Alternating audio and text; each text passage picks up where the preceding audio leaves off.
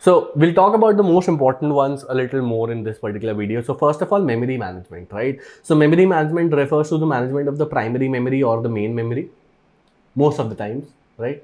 So primary memory, main memory is the RAM. Okay. More or less, not always, but 99% of the time when you're talking about the primary memory, you're talking essentially about the RAM. So what is the primary task? Tracking, allocation, and deallocation. So tracking is keep the track of the primary memory, what parts are in use by whom, and what parts are available. So let's say 70% of your RAM is utilized, but you want to know who is utilizing that 70%. Probably 20% is utilized by these programs or these applications, which are nothing but a lot of programs running for one purpose.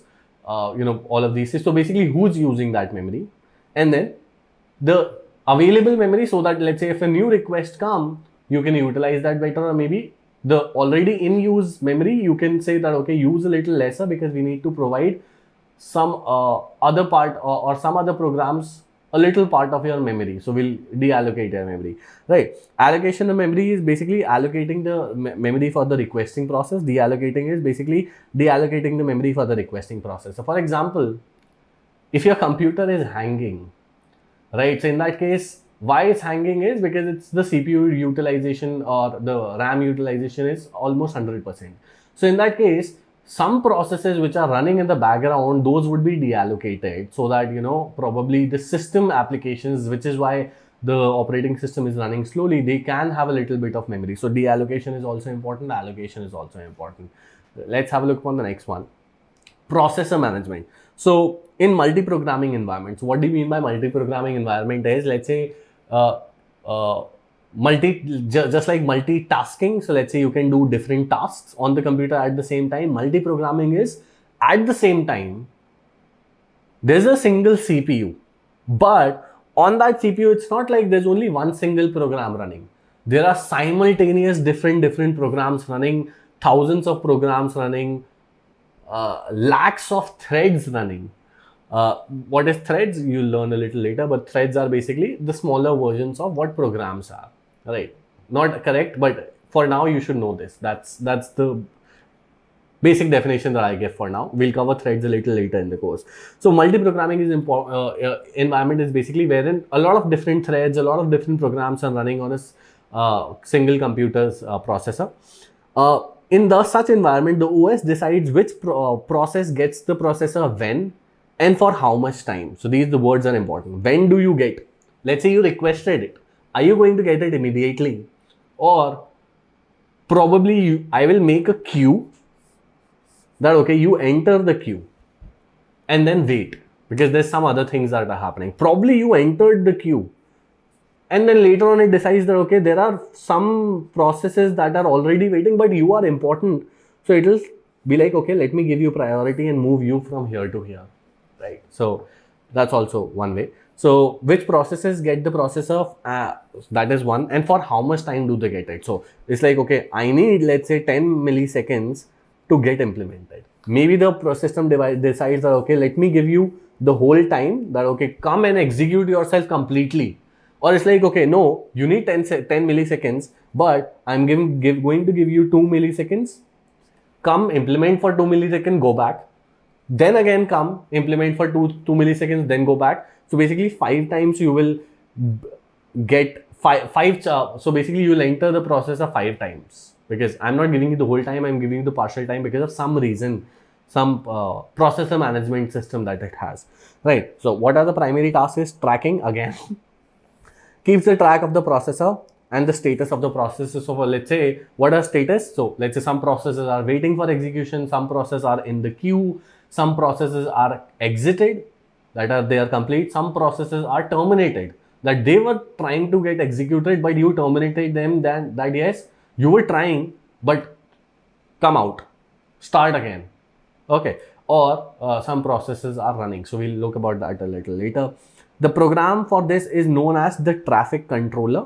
Again, important keyword for your notes. I hope that you are making notes. That is the most important thing for this. Without notes, you will not You'll just hear some words in the exams. You'll not do well if you're not making notes. Allocation allocates the processor. Deallocation deallocates the processor. Prioritization, that is prioritizing different processes. Queue tracking, that tracking all the processes that are different, that are in different queues and different stages. So as I said, a process is asking for processor but may not get it immediately. It will have to come inside a queue and wait for all the other processes here to get executed first. But again, maybe prioritization is happening, so you are moving from here to here, or maybe you are moving from here to here. Depends. You'll understand all of these things a little later in the course. Then you have device management. So each device has has a driver. Some are system supported. So for example, your mouse. Whenever you plug in your mouse, you don't have to install a driver. It is system supported device. It already has the driver. Somebody who's making the mouse hardware is like, okay, this is the constant driver. I'll be making my component so that it can work with this constant driver that's always there in the system, right? Some are installed. So let's say some of the softwares, not software, drivers you are installing. Device management manages the communication between these devices and the operating system. So let's say the device management is managing the device between your mouse and the operating system, your keyboard and your operating system, your printer and your operating system, probably your hard disk and your operating system, your camera and your operating system, etc., etc., right? So again, tracking keeps track of all the devices and their status. The program responsible for this is IO controller. So this traffic controller, IO controller, all of these keywords are important. Probably you'll get an MCQ that this require this is device is used for this, and then here is dash, and they'll give you confusing words. IO controller would be one option. IO manager would be one option. IO traffic would be one of the options. So you'll be like, okay, I don't know. All of them are IO, all of them start with IO, but all of them mean also the same thing. But again, it's controller. Okay, so allocation allocates the device for the requesting process. Deallocation deallocates the device. Prioritization is which you must get. So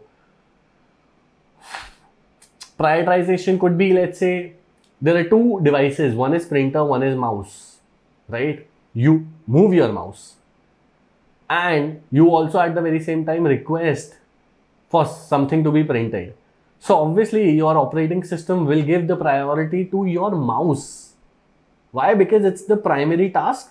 The printing can happen like 1 second or 2 seconds later if, let's say, it does not have a required processor, but the mouse needs to move immediately.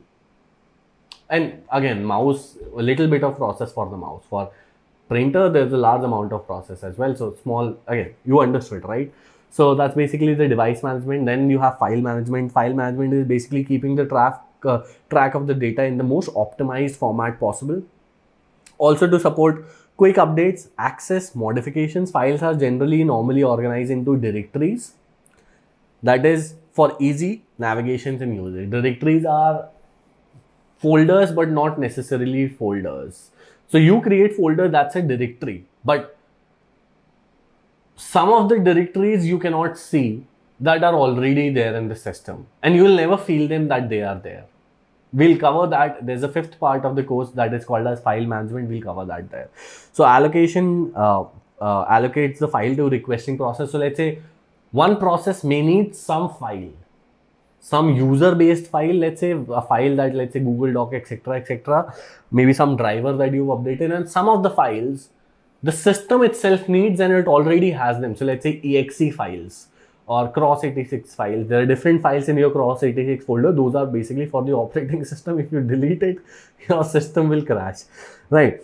The allocation of all those files, prioritization of, which processes must get which file. Let's say if there are two processes asking for the same file, which one should I give it to first? Should I give it to both of them maybe at the same time? That's fine. But sometimes it may not be right that, okay, you're giving it to both the processes, right? Because maybe I am changing the file, somebody else is also reading it. So he's reading an older version, and let's say for 1 hour we are using the same file. So some issue will be caused, right? So those are file management. Then there are other uses like security, job accounting, UI management, storage management, and application handling. UI management is basically how operating system. The primary job is also to make sure that the home screen, or so basically the UI looks good.